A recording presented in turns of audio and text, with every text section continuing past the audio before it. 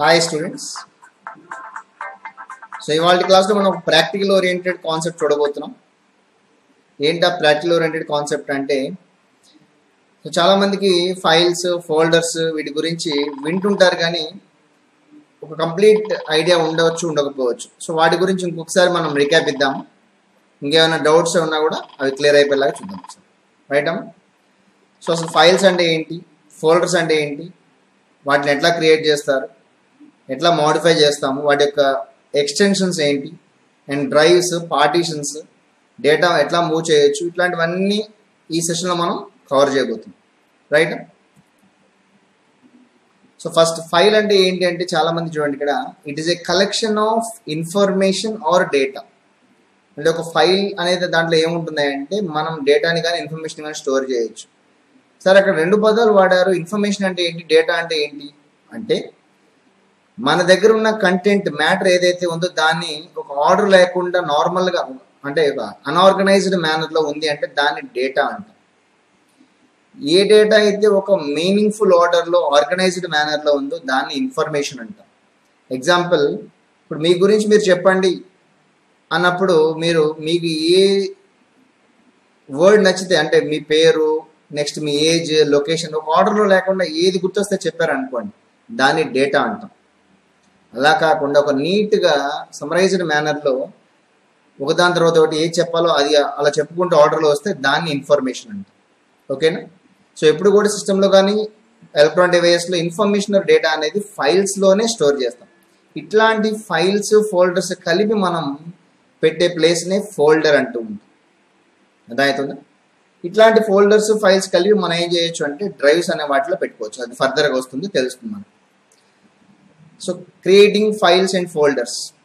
ఒక ఫైల్ని కానీ ఒక ఫోల్డర్ కానీ ఎలా క్రియేట్ చేస్తారు అంటే దానికి మెథడ్స్ ఉన్నాయి, అసలు చూపిస్తాను మీకు. చూడండి, right click on empty area. అమ్మ, మీరు చదివేటప్పుడు కూడా పాయింట్ మొత్తం కంప్లీట్గా కాకుండా హాఫ్ పార్ట్ చదువుకుంటూ అర్థం చేసుకుంటూ వెళ్తే క్లియర్గా అర్థమై ప్రాక్టికల్ ఈజీగా చేయగలుగుతాం. ఓకేనా. So right click on empty area where you want to create a file or folder, then select your desired option అంటున్నారు. అంటే మీనింగ్, మనకి ఎక్కడైతే ఎగ్జాంపుల్ స్క్రీన్ చూడండి ఒకసారి. ఇప్పుడు మీరు ఇక్కడ నేను డెస్క్టాప్ మీద ఏం చేస్తున్నా అంటే ఒక ఫోల్డర్ క్రియేట్ చేద్దాం అనుకున్నా. రైట్ క్లిక్ చేశాను, ఎంప్టీ ఏరియాలో ఏమీ లేని చోట రైట్ క్లిక్ చేసి న్యూ అనే దాంట్లోకి వెళ్తే ఫోల్డర్ అనే ఆప్షన్ వచ్చింది. ఫోల్డర్ వచ్చింది, కింద ఆప్షన్స్ కూడా వచ్చినాయి. సో నేను ఏం చేస్తున్నా అంటే ఫోల్డర్ అనే ఆప్షన్ క్లిక్ చేశాను. ఓకేనా. సో ఎప్పుడైతే నేను ఫోల్డర్ క్రియేట్ చేశానో ఇక్కడ చూడండి. సో దీనికి పేరు నేను ఏం పెట్టకుండా ఆటోమేటిక్గా న్యూ ఫోల్డర్ అని వచ్చింది. అవునా. ఇప్పుడు నేను దీన్ని డబుల్ క్లిక్ చేసి ఓపెన్ చేశాను. ఓపెన్ చేసిన తర్వాత ఎంప్టీగా ఉంది. దీనిలో నేనేం చేస్తున్నా, రైట్ క్లిక్ చేస్తే న్యూ అనే దాంట్లోకి వెళ్తే ఇక్కడ రకరకాల ఫైల్స్ వచ్చినాయి. జాగ్రత్తగా అబ్జర్వ్ చేయండి అమ్మా. సో నేనేం చేస్తున్నా అంటే బిట్ మ్యాప్ ఇమేజ్ అనే ఒక ఫైల్ మీద క్లిక్ చేశాను. ఒక ఫైల్ క్రియేట్ అయింది ఇక్కడ నాకు. సో ఇప్పుడు దాని పేరు అంటే నేను ఇవ్వకుండా ఆటోమేటిక్గా వచ్చే నేమ్ ఏదైతే ఉందో దాన్ని డిఫాల్ట్ నేమ్ అంటాం.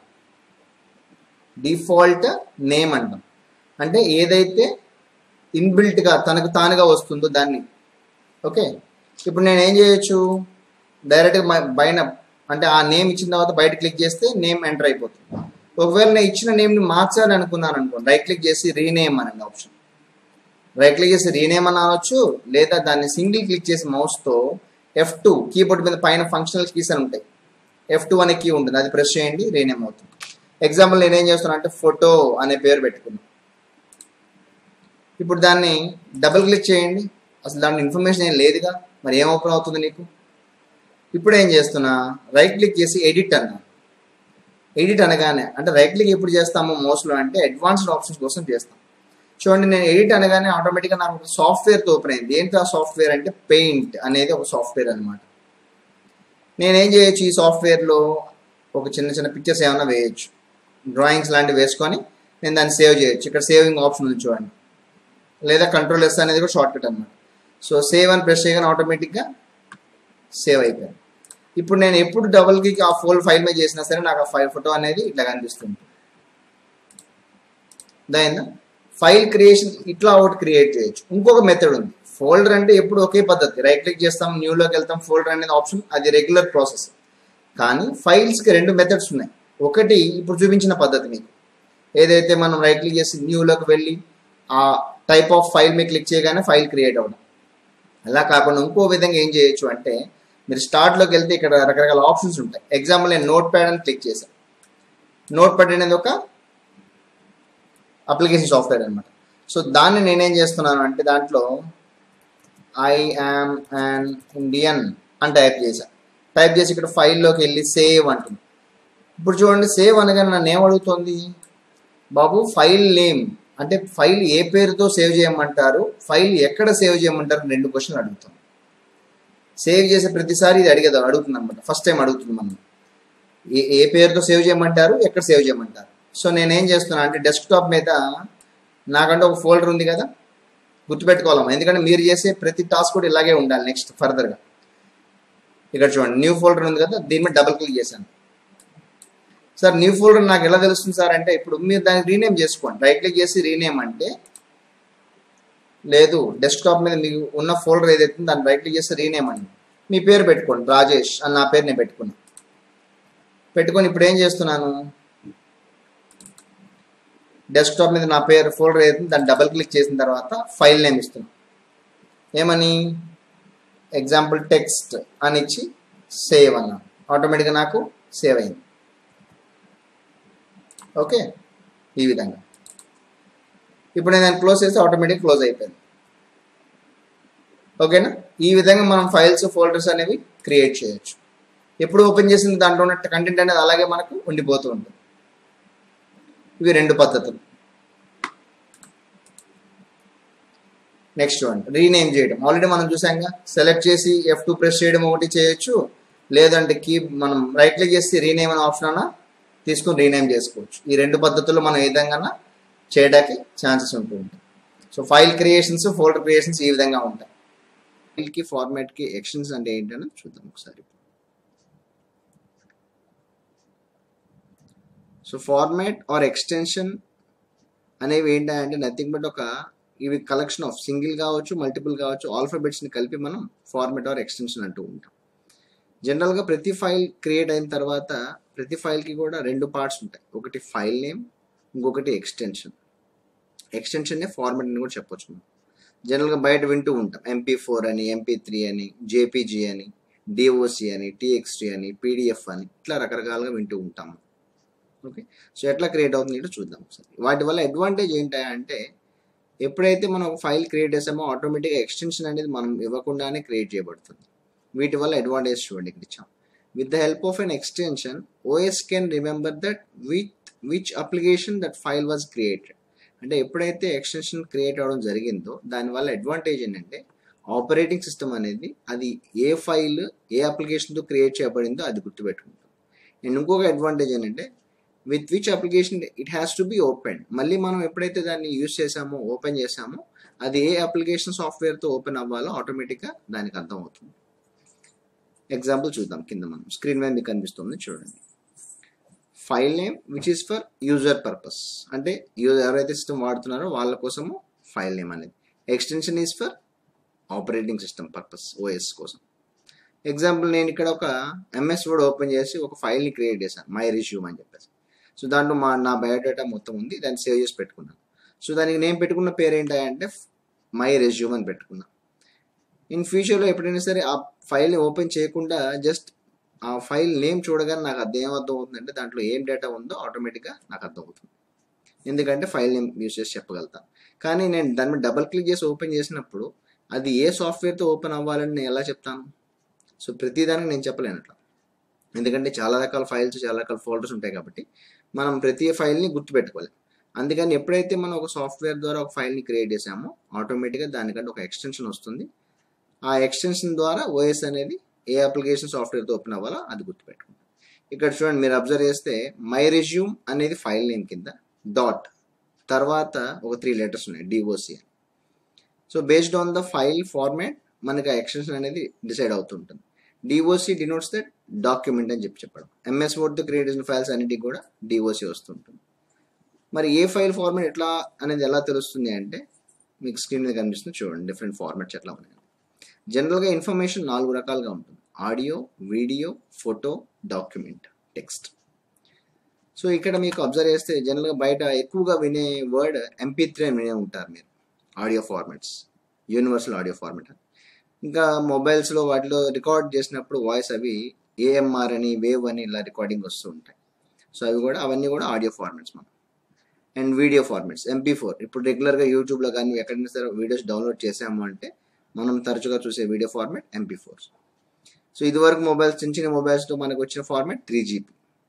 సో AVI, VOB, మనకి ఏదైనా ఫంక్షన్స్ జరిగినప్పుడు బయట రికార్డ్ చేసే CDస్లో వాటిలో ఇచ్చే ఫార్మాట్స్ VOB ఉంటాయి. So these are all universal video formats అనమాట, AVI, VOB లాంటివన్నీ కూడా. అండ్ ఇప్పుడు తక్కువ సైజులో ఎక్కువ క్లారిటీతో మూవీస్ వస్తున్నాయి మనకు, that is what MKV. And third category is photo formats, JPG అంటాం, జాయింట్ ఫోటోగ్రాఫిక్స్ ఎక్స్పర్ట్స్ గ్రూప్ అంటాం, PNG అంటాం, పోర్టబుల్ నెట్వర్క్స్ గ్రాఫిక్ అంటాం, GIF గ్రాఫిక్స్ ఇంటర్చేంజ్ ఫార్మాట్ అంటాం, BMP బిట్ మ్యాప్ పిక్చర్ అంటే ఇట్లా రకరకాల ఫార్మాట్స్ వస్తుంటాయి మనకు. ఇవన్నీ కూడా photo formats.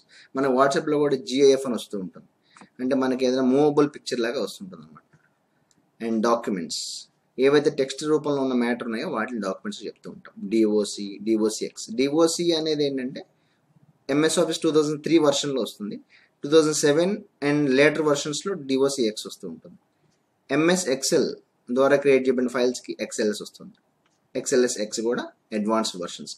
PDF portable document formats. ఆన్లైన్లో మనం ఏదైనా ట్యూటోరియల్స్, మెటీరియల్స్ ఏమైనా చదివినప్పుడు మనకి ఎక్కువ size of information non editable కంటెంట్లో ఇవ్వాలనుకున్నప్పుడు అది PDF ఫార్మాట్లో ఇవ్వచ్చు. అవన్నీ కూడా అడోబ్ రైటర్ అనే సాఫ్ట్వేర్తో ఓపెన్ చేయడానికి ఛాన్స్ ఉంటుంది.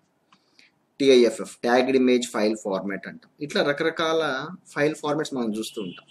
సో ఇవన్నీ మనం గుర్తుపెట్టుకోలేం కాబట్టి ఆపరేటింగ్ సిస్టమ్ అనేది అది గుర్తుపెట్టుకొని ఏ సాఫ్ట్వేర్తో ఓపెన్ చేయాలో అది మనకి ఇస్తుంటుంది.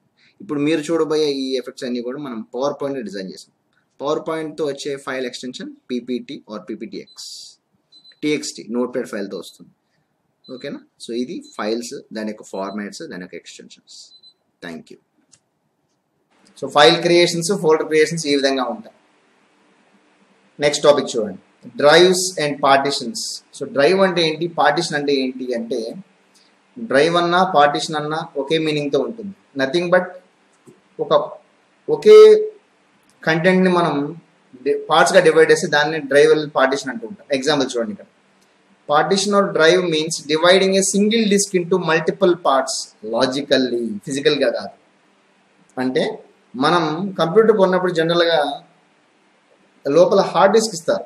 హార్డ్ డిస్క్ అనేది 160 GB, 320 GB, 500 GB, 1000 GB అని ఇట్లా ఉంటాయి. మరి చాలామందికి ఏంటంటే తెలియక అది ఏం చేస్తారంటే ఉన్నట్టుగానే ఒకే పార్టిషన్గా వాడేస్తుంటారు.